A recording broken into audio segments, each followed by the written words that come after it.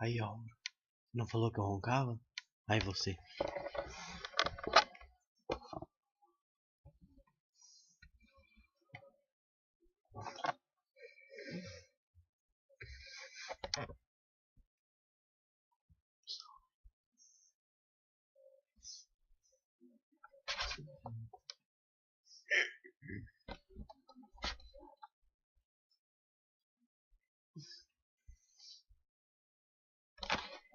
Na hora que eu vou gravar o bagulho, filho da puta, para de roncar. Vai tomando.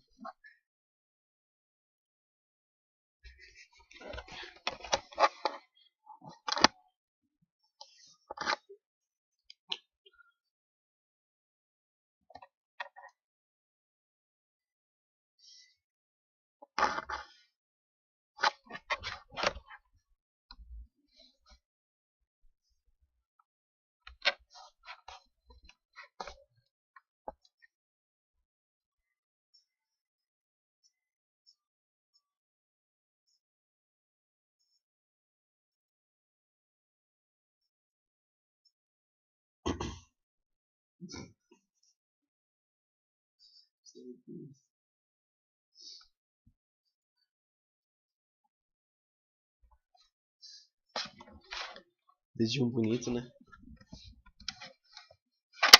Deixa eu